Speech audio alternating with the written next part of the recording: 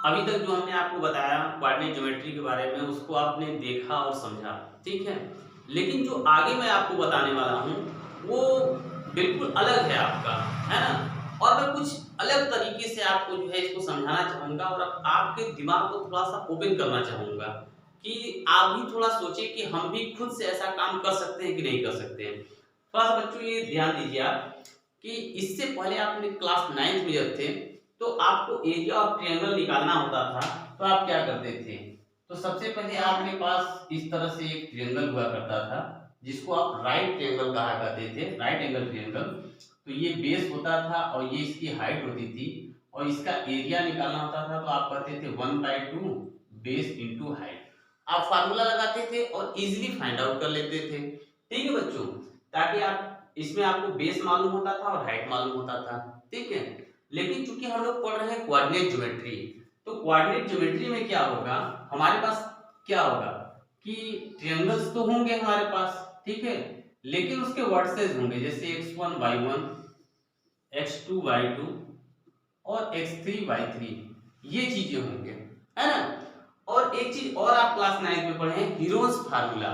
Heroes formula क्या था कि आपके पास कोई भी स्केलर ट्रायंगल होता था, कोई भी स्केलर ट्रायंगल, उसके साइड्स ए बी सी हुआ करते थे, तो आप आराम से क्या करते थे, एक एस निकालते थे, a plus b plus c by two, फिर एरिया का फार्मूला लगा देते थे, s s minus a, s minus b, s minus c, है ना। लेकिन बच्चों वहां ध्यान दीजिए, वहां क्या होता था, वहां साइड्स आपको मालूम होते थे, लेकिन कोऑर्डिनेट ज्योमेट्री जो हम लोग पढ़ रहे हैं उसमें हमको कोऑर्डिनेट मालूम होंगे, साइड्स मालूम नहीं होंगे। ठीक है, तो आप कहेंगे सर कोऑर्डिनेट का अगर हमको पता होगा तो हम क्या कर सकते हैं, डिस्टेंस फार्मूला लगा देंगे। हम क्या काम करेंगे, इसको ए बी सी लेकर के ए बी का डिस्टेंस निकाल लेंगे सर, फिर आप कहेंगे सर बी सी का डिस्टेंस निकाल लेंगे, फिर कहेंगे सर सी ए का डिस्टेंस निकाल लेंगे, तो हमको तीनों साइड मिल जाएगा और पाइथागोरस सॉरी और ये हम लोग हीरोज फार्मूला लगा करके सर आसानी से क्वेश्चन को सॉल्व कर लेंगे। ठीक है, मैं मान रहा हूं बच्चों आप कर लेंगे, लेकिन इसको करने में आपको बहुत सारी परेशानियों को सामना करना पड़ेगा। फॉर एग्जांपल अगर जो साइड आप निकाल रहे हैं वो साइड अगर इरेशनल नंबर में आ जाएगा, फिर क्या करेंगे आप, आपका कैलकुलेशन लेंथी हो जाएगा। तो इन सारे कैलकुलेशन को इजी करने के लिए कोऑर्डिनेट ज्योमेट्री में एक फार्मूला बनाया गया है कि हम डायरेक्ट सिर्फ वर्टिसेस के वैल्यूज को रखें और एरिया को इजीली फाइंड आउट कर लें। तो बच्चों चलिए हम लोग उस फार्मूले को ड्राइव करें और पता करें कि आखिर फार्मूला आया कैसे है। ठीक है, पहले हम फार्मूले को समझ लें कि वो फार्मूला आया कैसे है, अप्लाई करना तो अपने आप हम सीख जाएंगे। तो हम पहले उसको फाइंड आउट करना सीखें कि वो फार्मूला आया कैसे और उसको ड्राइव कैसे किया जाता है। तो चलो बच्चों स्टार्ट किया जाए। बच्चों उस बात को हम आगे बढ़ाने से पहले कुछ चीज आपको दिखाना चाहेंगे। जैसे ये इमेज आप क्लास 8 9 10 में देखे हैं, है ना, ये इमेज आप इसको अच्छे से समझ गए होंगे सर ये कैसा इमेज है। ये एक ट्रेपीजियम है हमारा, है ना, ए बी सी और डी। जो बच्चे नए होंगे हमारे वीडियो पर वो भी समझ सकते हैं और अच्छे से समझ सकते हैं हमारी बात को। ये ट्रेपीजियम है हमारा जिसके अपोजिट साइड एक दूसरे के पैरेलल होते हैं और ये यहां से यहां तक ये जो हाइट होती है इसको h बोलते हैं बच्चों हम। ठीक है, मान लो ये साइड स्मॉल a हो गई और ये यहां से यहां तक का लेंथ अगर b हो गया हमारा, तो अब हमको एरिया ऑफ ट्रेपीजियम निकालना है बच्चों। क्या करना है, एरिया ऑफ ट्रेपीजियम। तो एरिया ऑफ ट्रेपीजियम, ठीक है बच्चों, एरिया ऑफ ट्रेपीजियम का फार्मूला क्या होता है, 1/2 sum of parallel sides into height.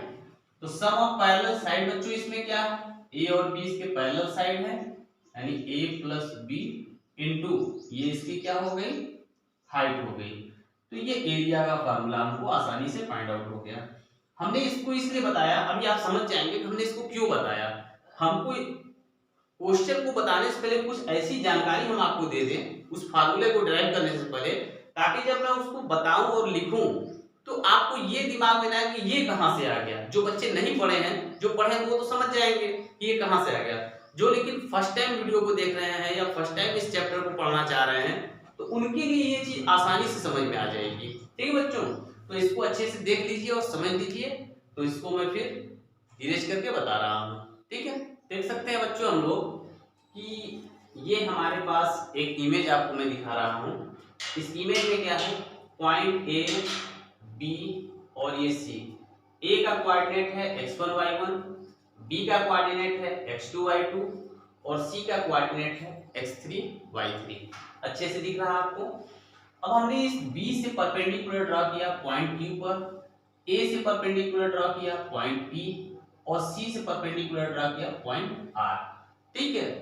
तो हमने आपको बताया कि हमको इस ए बी सी का एरिया फाइंड करना है। क्या फाइंड करना है बच्चों, एरिया ए बी सी, यानी इस ट्रायंगल का एरिया फाइंड आउट करना है, ठीक है बच्चों। इस ट्रायंगल का एरिया फाइंड करने के लिए सबसे पहले हम क्या काम करेंगे, यहाँ लिखिए, लिखेंगे एरिया, ठीक है, A B Q P, A B Q P, ये ट्राइपीजियम है बच्चों। ये क्या है हमारा, ट्राइपीजियम है, ए बी क्यू पी एक ट्राइपीजियम है। प्लस फिर लिखेंगे area A P R C, A P R C, ये भी एक ट्राइपीजियम है, ठीक है बच्चों। आसानी से समझिएगा।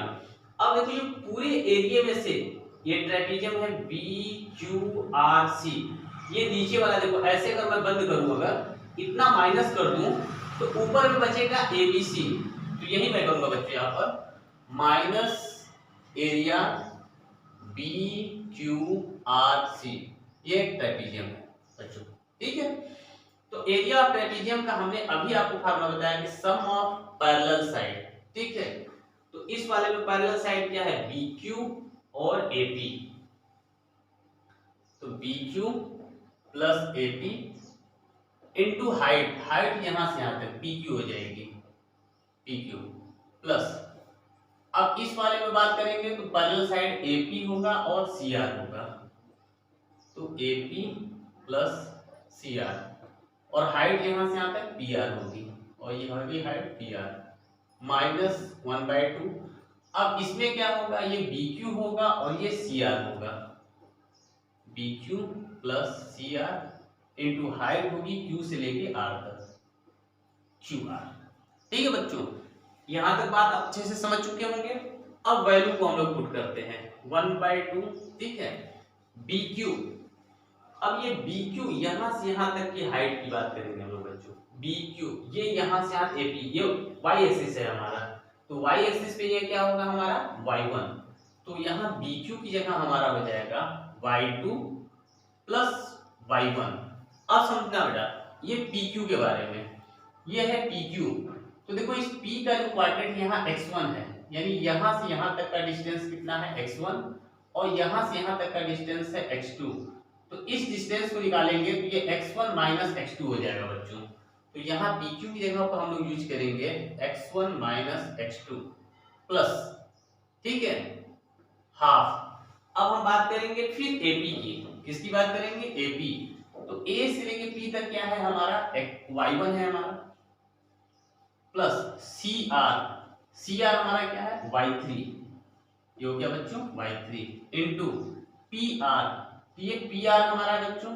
तो हमने बताया यहां से यहां तक क्या है x3 है और यहां से यहां तक क्या है हमारा x1 है। तो ये x3 माइनस x1 हो जाएगा, x3 माइनस x1, क्योंकि हमको पी आर लेना है, पी आर। तो ये x1 है हमारा, x3 माइनस x1, तो x3 minus x1 minus 1/2 B Q हमारा ये है, क्या है हमारा बी क्यू y2 है, ठीक है, प्लस सी आर क्या है y3 है इंटू क्यू आर यहां से यहां तक है हमारा। तो हम लोग x3 से x2 को माइनस कर देंगे, x3 माइनस x2, ठीक है बच्चों। ये सारी चीजें आप अच्छे समझ रहे हैं। अब हमें करना क्या है 1/2 सब जगह से क्या है हमारा कॉमन है और इन सब का हमको क्या करना है मल्टीप्लाई करना है, ठीक है बच्चों। तो हम क्या काम करेंगे 1/2 कॉमन ले लिए सब में से, इसका इसमें मल्टीप्लाई करेंगे, इसका इसमें मल्टीप्लाई करेंगे, इसका इसमें मल्टीप्लाई करेंगे और मल्टीप्लाई करके सिंप्लीफाई करेंगे बच्चों। तो y2 का x1 में मल्टीप्लाई होगा तो y2 x1, ठीक है। फिर इसमें होगा तो y2 x2, इसमें होगा तो प्लस y1 x1, इसमें होगा तो माइनस y1 x2, ठीक है। ये प्लस का साइन है। फिर y1 x3, y1 x1, फिर y3 x3, और इसका करेंगे तो माइनस y3 x1। इसी तरह यहाँ माइनस है बच्चों, तो इस माइनस का इफेक्ट सब में पड़ेगा। माइनस इसका करेंगे तो y2 x3, तो माइनस y2 x3, इसमें करेंगे तो माइनस माइनस प्लस हो जाएगा बच्चों, तो y2 x2 है, सॉरी y2 x2। इसका करेंगे तो y3 x3 minus y3 x3, इसमें करेंगे बच्चों तो ये माइनस माइनस क्या हो जाएगा, प्लस हो जाएगा, y3 x2 plus y3 x2, ठीक है।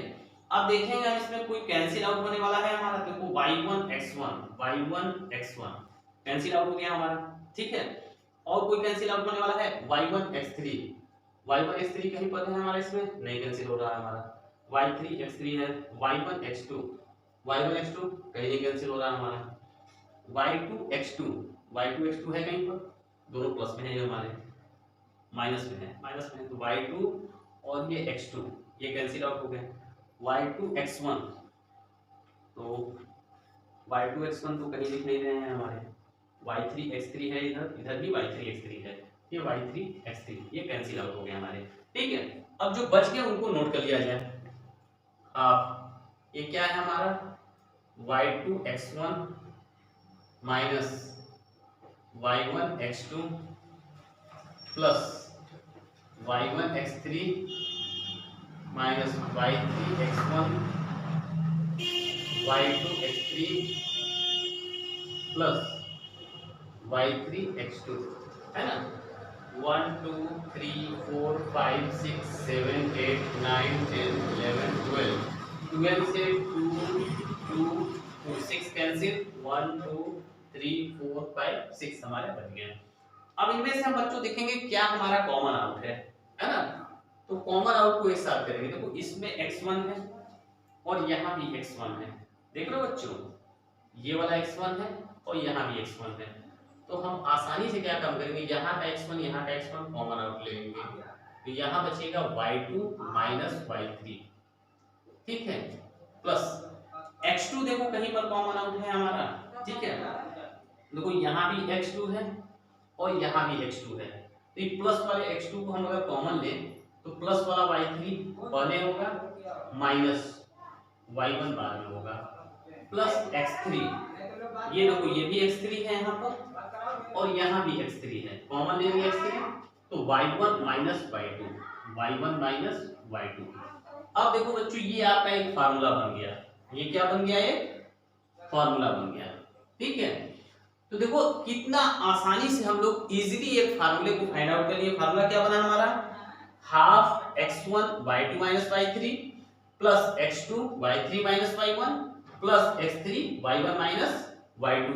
अगर एक सर्कल से देखें तो देखो ये x1 से स्टार्ट होगा, x2 x3 सब जगह प्लस का साइन, याद करना कितना आसान है कि x1 x2 x3 मल्टीप्लाई में होना चाहिए। फिर देखो y2 से y3 को माइनस करना है, इंटू y3 पर होगा, तो 3 से 1 3 माइनस 1, फिर 1 से 2, यानी स्टार्ट 2 से होगा, ये 1 है तो यहाँ 2 होगा, 1 2 3 देखो, फिर 2 3 1, फिर 3 1 2, एक बन गया ना। तो कितना आसानी से हम याद भी कर सकते हैं कि 1 2 3 करना है, 1 2 3 2 3 1 3 1 2।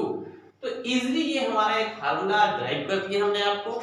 तो आप बच्चों अच्छे से ये फार्मूला ड्राइव करना भी सीख गए, अब इसको अप्लाई करना आपको सीखना है। तो बच्चों मैं अप्लाई करना एक्सरसाइज 7.3 में आपको बताऊंगा नेक्स्ट वीडियो में, नेक्स्ट टाइम नेक्स्ट क्लास में। आज के लिए इतना ही।